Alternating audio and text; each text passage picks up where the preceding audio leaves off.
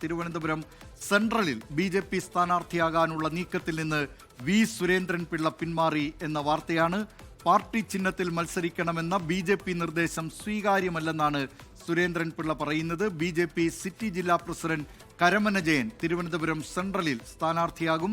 വിവരങ്ങളുമായി തിരുവനന്തപുരത്ത് നിന്ന് ആർ ശ്രീജിത്ത് ചേരുന്നു. ആർ ശ്രീജിത്ത്, നേരത്തെ ഈ തിരുവനന്തപുരം സെൻട്രൽ മണ്ഡലം വരുന്നതിന് തൊട്ടുമുമ്പ് തിരുവനന്തപുരം വെസ്റ്റിനെ പ്രതിനിധീകരിച്ചിരുന്നു വി. സുരേന്ദ്രൻ പിള്ള. പിന്നെ പല പാർട്ടികൾ മാറി, JDU ആയി, RJD ആയി, ഇപ്പോൾ LDFിൻ്റെ ഭാഗമായിരുന്നു. എന്നാൽ കഴിഞ്ഞ ദിവസം അദ്ദേഹം പാർട്ടി വിട്ടു, RJD വിട്ടത് തിരുവനന്തപുരത്ത് ബി.ജെ.പി. സ്ഥാനാർത്ഥിയാകാനാണ് എന്ന അഭ്യൂഹവും വളരെ ശക്തമായിരുന്നു. ഇപ്പോൾ ആർ ശ്രീജിത്ത് ബ്രേക്ക് ചെയ്യുന്നത് വി. സുരേന്ദ്രൻ പിള്ള പിന്മാറുന്നു എന്നതാണ്. കരമന ജയൻ അവിടെ ബി.ജെ.പിയുടെ സ്ഥാനാർത്ഥിയാകും എന്നും ശ്രീജിത്ത് റിപ്പോർട്ട് ചെയ്തിട്ടുണ്ട്. എന്തൊക്കെയാണ് ഈ വാർത്തയുടെ വിശദാംശങ്ങൾ?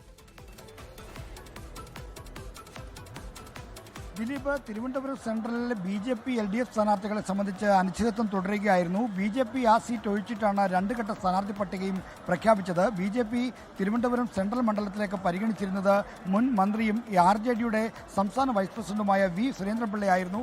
നേരത്തെ ദിലീപ് സൂചിപ്പിച്ച പോലെ 2006-2011 കാലത്ത് തിരുവനന്തപുരം സെൻട്രൽ മണ്ഡലം തിരുവനന്തപുരം വെസ്റ്റ് ആയിരുന്ന കാലത്ത് അവിടുത്തെ MLA ആയിരുന്നു സുരേന്ദ്രൻപിള്ള. അവിടെ നിന്ന് അദ്ദേഹം 1.5 വർഷക്കാലത്തോളം മന്ത്രിയുമായി.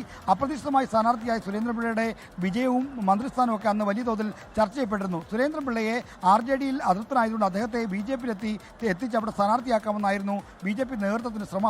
അതുമായി ബന്ധപ്പെട്ട ചർച്ചകൾ ഒട്ടേറെ മുന്നോട്ട് പോവുകയും ചെയ്തിരുന്നു.